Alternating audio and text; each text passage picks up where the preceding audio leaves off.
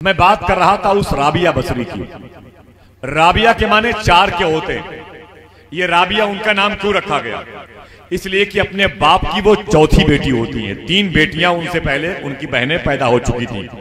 उन्हें बसरी इसलिए कहा जाता है, वो बसरा में पैदा हुई।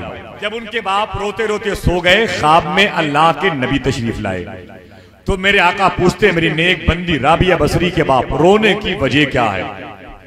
तो राबिया बसरी के बाप कहते हैं, सरकार गरीबी, सरकार मेरे यहाँ तीन बेटियां पहले से पैदा हो चुकी हैं, उनके खाने पीने का मैं इंतजाम कायदे से न कर पाया, उनकी शादी की तकरीबात का मैं एक ऐसे एहतमाम करूंगा।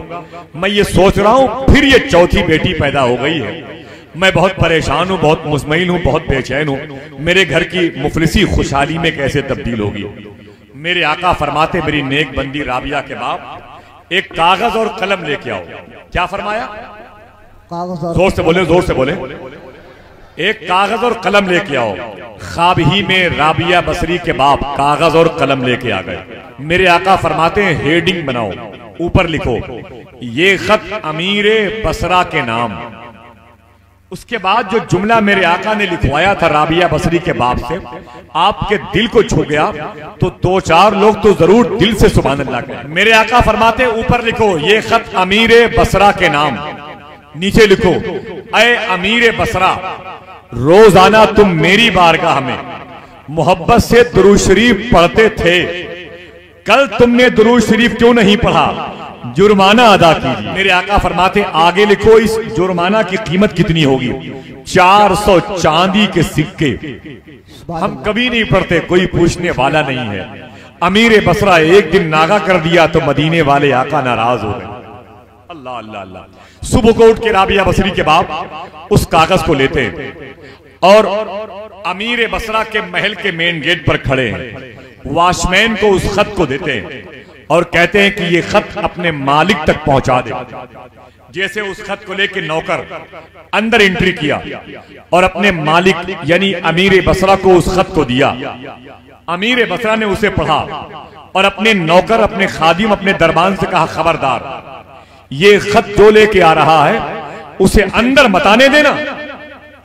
मैं खुद दरवाजे पे जाके उसका इस्तकबाल करना चाहता। अमीर बसरा मेन गेट पर आए, राबिया बसरी के बाप के हाथ को चूमा, कदम को चूमा, आंखों को चूमा, अंदर ले गए, अपनी मेन कुर्सी पे बिठाया और एक सवाल किया। अगर इजाजत हो तो सवाल क्या था बता दूं? जरा ये तो बता, दुरूद शरीफ मैं पढ़ता था रात के अंधेरे में, रात में मुसल्ला बिछा के, चिराग बुझा करके, मदीने वाले को याद करके, नबी की मोहब्बत में बेचैन होकर के मैं रोजाना दुरूद शरीफ पढ़ा करता था।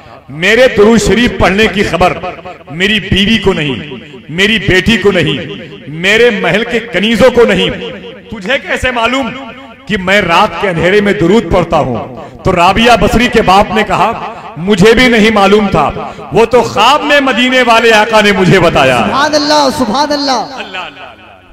ख्वाब में मदीने वाले आका ने मुझे बताया है। तड़प गए, बेचैन हो गए, खुशी में 400 चांदी के सिक्के राबिया बसरी की झोली में डाल दिया और 1200 चांदी के सिक्के गरीबों में बांट दिया और उस कागज को लेके कहने लगे, ऐ खत लेके आने वाले राबिया बसरी के बाप, सुन, मेरे मरने के बाद यही कागज मेरे कफन में रखा जाए, ताकि मैं जब खुदा के हुजूर जाऊं तो मुझसे खुदा पूछे, ऐ वालिये बसरा, मेरी बारगाह में क्या लेके आ रहा है?